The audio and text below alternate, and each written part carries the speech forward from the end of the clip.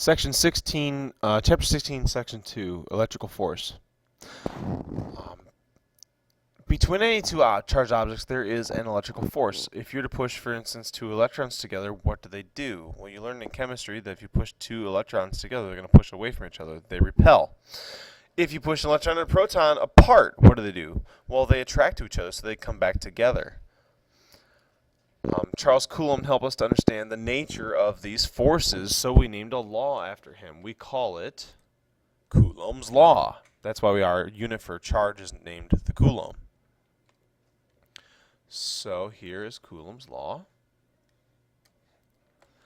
Electrical force, force E, is equal to Coulomb's constant times charge, that's Q, charge 1, times charge 2, so on just any two objects, over the distance between them squared.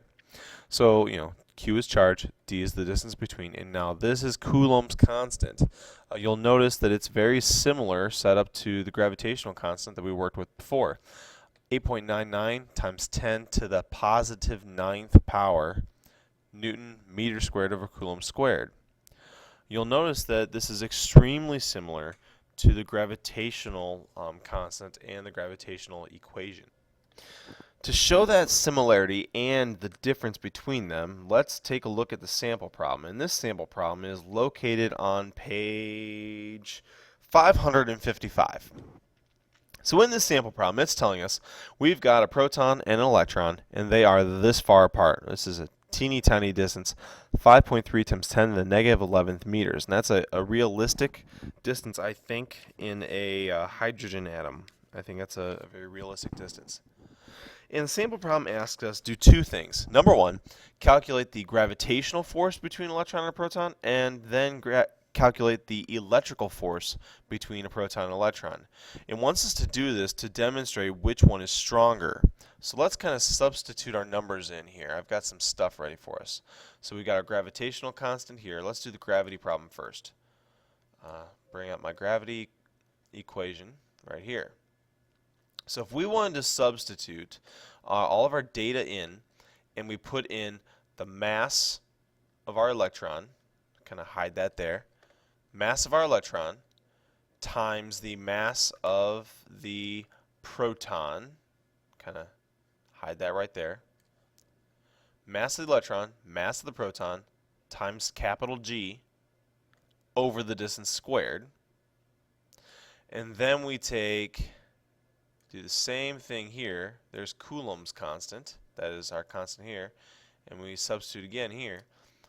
Electrical force, the charge of your charge of your electron times charge of your proton times Coulomb's constant over the distance squared. You'll notice that the form of both equations is the same. Think back and look at it. You've got a constant times two quantities, mass and mass, or charge and charge, over the distance squared.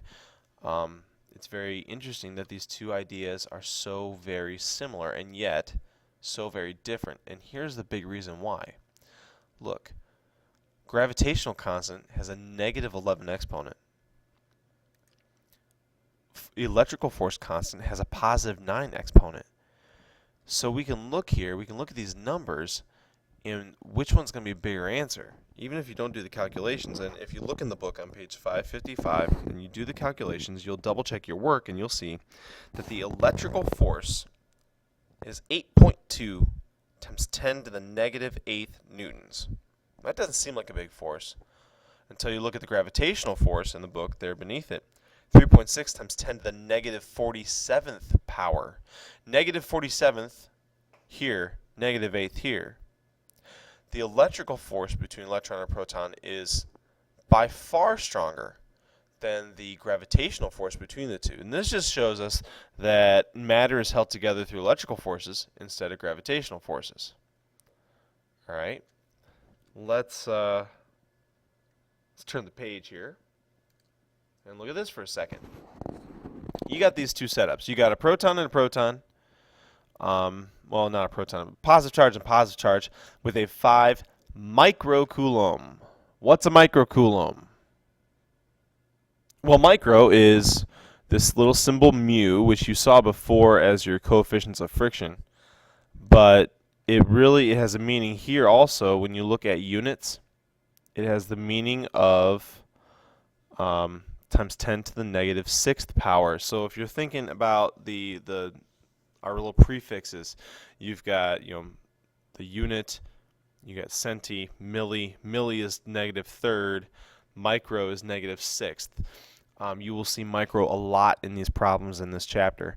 Another one that we'll get accustomed to will be nano, which is negative ninth, and pico, which is negative 12th. But right now, let's just focus on micro, which is to the negative sixth power. So 5 times 10 to the negative 6 coulombs, and 6 times 10 to the negative 6 coulombs. And we want to kind of compare what's the difference between if we did the calculation with these numbers versus these numbers where the 5 is negative. Well, the magnitude of the answer will be the same. The difference being this one's going to give us a negative answer. And you have to ask yourself, negative answer, positive answer, what's the difference in these forces? What's the difference in this interaction? These two are going to push apart from each other. They're going to repel. So if you ever get a positive electrical force answer, that means you have a repulsion. Here you're going to have a negative electrical force answer, so that means you have an attractive force. That's just something to keep in mind when you're answering questions, and it will come in handy later here in this section when we talk about equilibrium between charges. So what's left? An assignment is left, and your assignment is located on page 556, 1 through 3. And again, you do see the micro in problem number 1, and you see it in problem number 3. So keep that in mind with the micro. And also units. You don't want to work in centimeters. That would be foolish.